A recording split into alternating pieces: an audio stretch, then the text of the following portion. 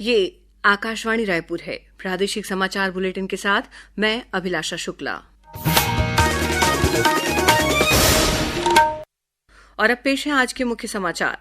छत्तीसगढ़ राज्य स्थापना दिवस पर 1 नवंबर को प्रदेश के सभी जिला मुख्यालयों और प्रमुख नगरों में दीप प्रज्वलन किया जाएगा।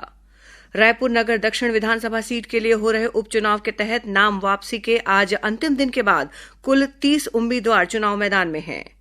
एम्स रायपुर में स्वास्थ्य सेवाओं को ड्रोन के जरिए पहुंचाने का पायलट प्रोजेक्ट शुरू किया गया। और दीपावली और छठ पर्व के दौरान यात्रियों की सुविधा के लिए रेलवे द्वारा स्पेशल ट्रेनें चलाई जा रही हैं। अब समाचार विस्तार से। छत्तीसगढ़ राज्य स्थापना दिवस के अवसर पर 1 नवंबर को प्रदेश के सभी जिला मुख्यालयों और प्रमुख नगरों में दीप प्रज्वलन किया जाएगा। इस संबंध में सामान्य प्रशासन विभाग ने जिला कलेक्टरों को परिपत्र जारी कर दिया है। इसमें कहा गया है कि नागरिकों से अपने घरों में राज्य स्थापना दिवस को ध्यान में रखते हुए दीप प्रज्वलन करने के लिए अपील करना सुनिश्चित करें। वहीं सामान्य प्रशासन विभाग ने प्रदेश के सभी जिला मुख्यालयों में राज्योत्सव के अवसर पर होने वाले सांस्कृतिक कार्यक्रमों को लेकर भी निर्देश जारी किया है। इन कार्यक्रमों में हर जिले में मंत्री, सांसद और विधायक शामिल होंगे, जिसकी सूची सामान्य प्रशासन विभाग ने जारी कर दी है। रायपुर में होने वाले मुख्य कार्यक्रम में मुख्यमंत्री विष्णुदेव साय शामिल होंगे। इस बीच उप मुख्यमंत्री अरुण साव ने आज नई दिल्ली में उपराष्ट्रपति जगदीप धनखड़ से मुलाकात कर उन्हें राज्योत्सव के समापन समारोह में मुख्य अतिथि के रूप में शामिल होने के लिए आमंत्रित किया। ये समापन और अलंकरण समारोह नया रायपुर अटल नगर में 6 नवंबर को आयोजित किया जाएगा। राजधानी के नवा रायपुर में 4 से 6 नवंबर तक आयोजित होने वाले राज्योत्सव और राज्य अलंकरण समारोह में यात्रियों की सुविधा को ध्यान में रखते हुए बीआरटीएस बसों का संचालन किया जाएगा। ये बसें रायपुर से सुबह 11 बजे से रात 9 बजे तक हर आधे घंटे के अंतराल में चलेंगी। रायपुर नगर दक्षिण विधानसभा सीट के लिए हो रहे उपचुनाव के तहत नाम वापस लेने का आज अंतिम दिन था। आज एक प्रत्याशी ने अपना नाम वापस लिया। इसके बाद अब कुल 30 उम्मीदवार चुनाव मैदान में हैं।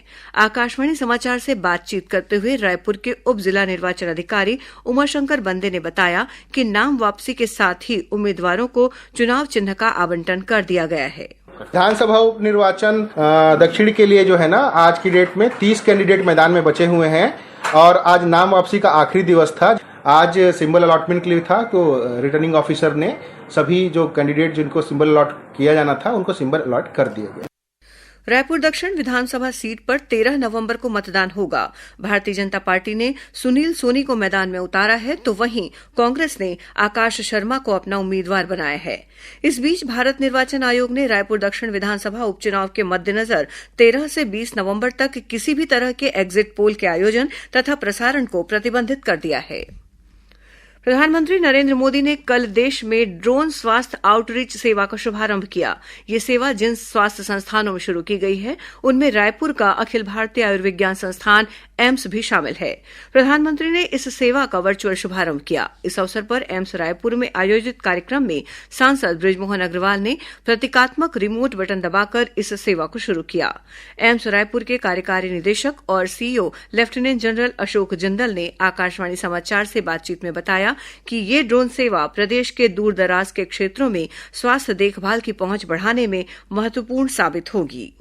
ये ड्रोन आने से आपको पता है दुर्गम क्षेत्रों में भी जा सकता है और हवा में उड़ता है, तो ये जल्दी से जाके आ सकता है। अभी तो ये एक ही हमने अभी तो पायलट प्रोजेक्ट ही है जी, शुरुआत है। तो पायलट प्रोजेक्ट में ये है कि हमारा ड्रोन वहां जाता है और वहां जाके कुछ सैंपल जो भी दवाइयां वगैरह जो भी है वो यहाँ से लेके जाएगा, जो भी इसका पेलोड है उसके अंदर, और वहां जाके फिर ये वहां जब उतरेगा उसके बाद वहां कोई भी ब्लड सैंपल्स या जो होंगे जो पेशेंट के वहां के कम्युनिटी हेल्थ सेंटर के वर्कर्स ने, लेबोरेटरिस्ट ने या किसी ने ड्रॉ किए होंगे और वो चाहते हैं कि जांच उस सैंपल के एम्स में हो, तो ये ड्रोन उसको वापस लेके आएगा और हमें डिटेल व्हाट्सएप कर दी जाएंगी या पत्र के माध्यम से दे दी जाएंगी। हमारे लैब उसका एनालिसिस करेंगे और उसकी रिपोर्ट हम उनको भेज देंगे।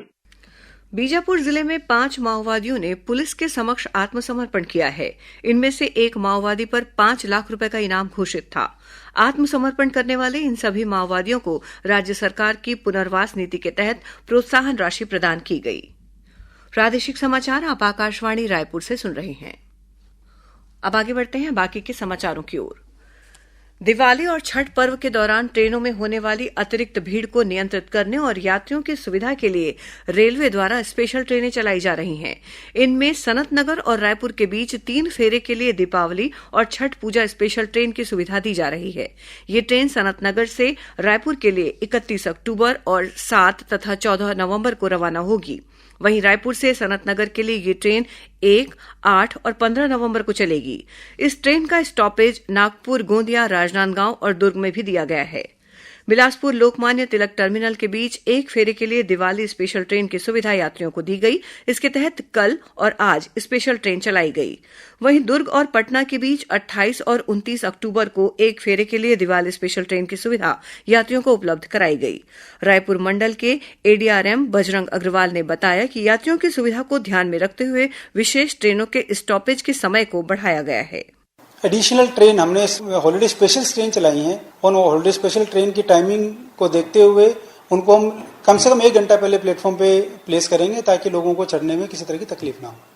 दीपावली और छठ पूजा के अवसर पर रेलवे स्टेशनों में यात्रियों की भीड़ को नियंत्रित करने के लिए अतिरिक्त स्टाफ लगाए गए हैं। इस बीच रेलवे द्वारा लोगों को यात्रा के दौरान ज्वलनशील पदार्थ और विस्फोटक सामग्री नहीं ले जाने के लिए जागरूक किया जा रहा है। ऐसी सामग्री लेकर यात्रा करना दंडनीय अपराध के दायरे में आता है, जिसके लिए कानून में कड़ी सजा का प्रावधान है। बस्तर स्थित नगरनार स्टील प्लांट ने बड़ी उपलब्धि हासिल की है। अब ये प्लांट 2 मिलियन टन के उत्पादन लक्ष्य को पार कर चुका है। एनएमडीसी का नगरनार स्टील प्लांट सालाना 3 मिलियन टन उत्पादन लक्ष्य के साथ शुरू किया गया था और अब 2 मिलियन टन के उत्पादन लक्ष्य को उसने पूरा कर लिया है। इस दौरान एक ही दिन में एनएसएल के ब्लास्ट फर्नेस ने 7,268 टन हॉट मेटल का उत्पादन किया। 15 अगस्त 2023 को इसके ब्लास्ट फर्नेस की कमीशनिंग की गई थी और 28 अक्टूबर को 2 मिलियन टन का यह आंकड़ा पूरा किया जा चुका है। आकाशवाणी न्यूज के लिए दंतेवाड़ा से नरेश मिश्र। इस उपलब्धि पर एनएमडीसी के सीएमडी अमिताभ मुखर्जी ने नगरनार स्टील प्लांट के अधिकारियों और कर्मचारियों को बधाई दी है। धमतरी जिले के बेलर गांव में तालाब में डूबने से 3 बच्चियों की मौत हो गई है। इनमें 2 सगी बहनें भी शामिल हैं। जानकारी के अनुसार ये बच्चियां तालाब में नहाने के लिए गई थीं। इसी दौरान नहाते समय एक बच्ची डूबने लगी, जिसे बचाने के दौरान 2 और बच्चियां भी उसके साथ डूब गईं। सूचना मिलने पर ग्रामीण मौके पर पहुंचे। इसके बाद पुलिस को इसकी जानकारी दी गई। सूचना मिलने पर सिहावा पुलिस ने शवों को बरामद किया और पोस्टमार्टम के लिए नगरी शासकीय अस्पताल भेज दिया गया। बच्चियों की मौत के बाद गांव में शोक की लहर है। इधर मोहला मानपुर जिले के अड़जाल गांव और राष्ट्रीय राजमार्ग में मल्हार मोड़ के पास हुए 2 अलग अलग सड़क हादसों में 2 युवकों की मौत हो गई। आज छोटी दीपावली है। इसे रूप चौदस और नरक चौदस के नाम से भी जाना जाता है। परंपरा के अनुसार रूप चौदस पर घरों के आंगन और बाहर रंगोली सजाकर 14 दिए जलाए जाते हैं। रोशनी के इस त्योहार पर प्रतिष्ठानों और घरों में बिजली की झालरों से आकर्षक सजावट की गई है। साथ ही घरों के बाहर सुंदर रंगोली भी दिखाई पड़ रही है। कल दीपों का पर्व दीपावली मनाया जाएगा। दीपावली को लेकर लोगों में खासा उत्साह है। राजधानी रायपुर सहित प्रदेश के सभी शहरों और कस्बों के बाजारों में काफी चहल पहल और रौनक देखी जा रही है। राज्यपाल रमेन डेका ने दीपों के पंच पर्व धनतेरस, नरक चतुर्दशी, दीपावली, गोवर्धन पूजा और भाई दूज पर्व के लिए देश और प्रदेशवासियों को बधाई और शुभकामनाएं दी हैं। वहीं मुख्यमंत्री विष्णुदेव साय ने प्रदेशवासियों को नरक चतुर्दशी और छोटी दीपावली की शुभकामनाएं दी हैं। और अब कुछ समाचार संक्षेप में। नगरीय प्रशासन विकास विभाग ने राज्य के 101 नगरीय निकायों में अधिकारियों कर्मचारियों के सितंबर और अक्टूबर माह के वेतन के भुगतान के लिए करीब 26 करोड़ रुपए आवंटित किए हैं।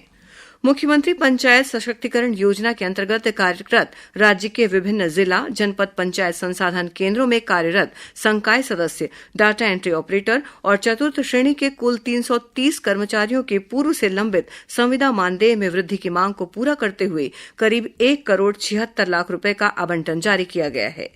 राज्य शासन ने राज्य प्रशासनिक सेवा के अधिकारियों को उच्च वेतनमान देने का फैसला किया है। सामान्य प्रशासन विभाग ने 90 से ज्यादा अधिकारियों की सूची जारी की है, जिन्हें उच्च श्रेणी वेतनमान दिया जाएगा।